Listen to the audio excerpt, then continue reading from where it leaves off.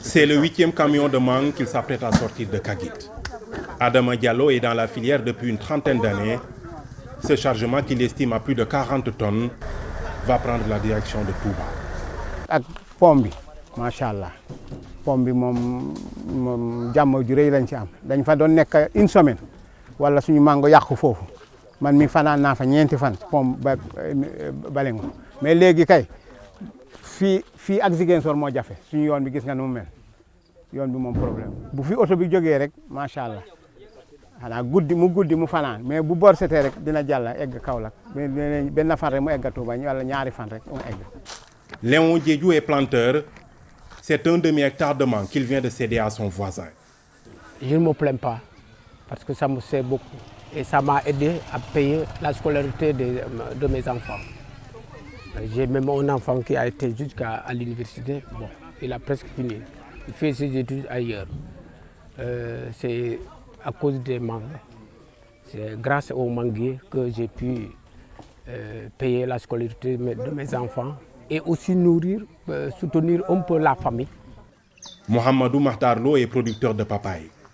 Lui et ses frères tiennent un ensemble de plus de 10 fermes, pouvant produire jusqu'à 5 tonnes de fruits par quinzaine. ci ferme yëpp waaw mën nañu ko am boo ko dajalee yëpp mën na ko joxe waaw des semaines bu ne muy appel 12 jours yu ne mën na la ko jox parce que man fu mu ne nii fii bu ma récolté lépp en masse des tonnes yi dama koy am. De Kagit part la renaissance de Niassia qui a abrité les premières bases du MFDC. Aujourd'hui, c'est une nouvelle vie qui démarre avec l'arrivée des services sociaux de base. L'électricité, c'est un facteur de développement. C'est un grand facteur de développement. Sans l'électricité, je ne vois rien qui avance. Il n'y a rien qui avance. Parce que, le plus gros problème, avec l'électrification, les enfants sont à l'aise à prendre les leçons. Présentement, allumons avec des bougies. Les petits commerces vont marcher. Sur les 25 villages que compte Niassia, 21 ont été déplacés à cause du conflit. Partout, les populations sont retournées, sauf à Bagam, Badem, Bougnac et Cacho Sénégal, le long de la frontière avec la Guinée-Bissau. Des localités libérées par l'armée, mais qui attendent d'être dépolluées. C'est seulement 4 villages qui n'avaient jamais connu de déplacement. Donc tout le reste s'était déplacé soit entièrement ou bien partiellement. Mais Dieu merci, aujourd'hui, nous avons 21 villages qui sont sur place et c'est seulement 4 villages qui sont encore en déplacement.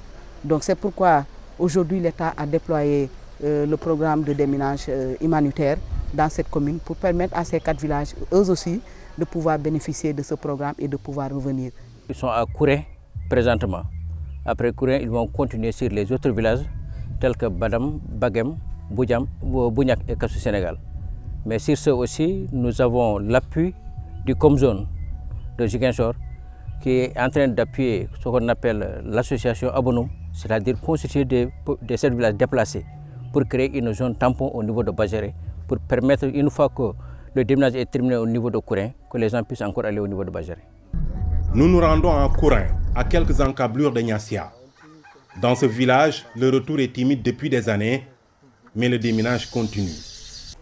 Même l'armée nous a informés, la couronne nous a informés, soit disant que les anciens pistes ne touchaient pas.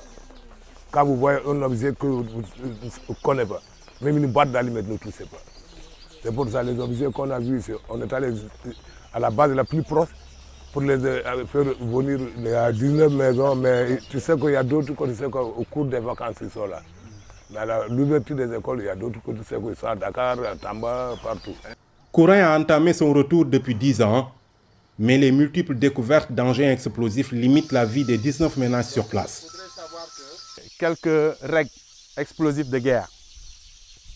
Donc en 2016, aussi, il y a eu découverte de mines AC, anti-char, dans une intersection.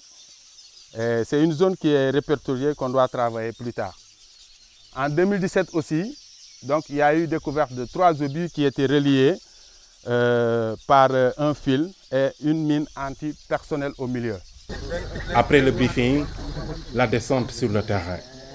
C'est l'une des rares fois où ces équipes acceptent d'être filmées en pleine opération.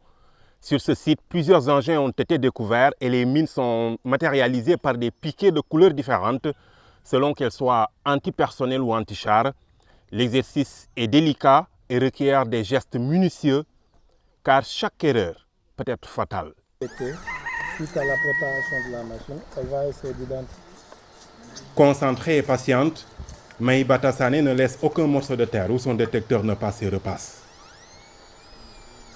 Nous sommes sur un chantier, là où vraiment les zones d'habitation et la zone dangereuse sont côte à côte et les populations vivent à côté du danger. Pour la preuve, sur cette piste, là où cette démineuse est, on a trouvé 5 munitions qui étaient vraiment côte à côte, piégées dans un dispositif. Donc, suite à notre intervention, on a pu relever ce danger.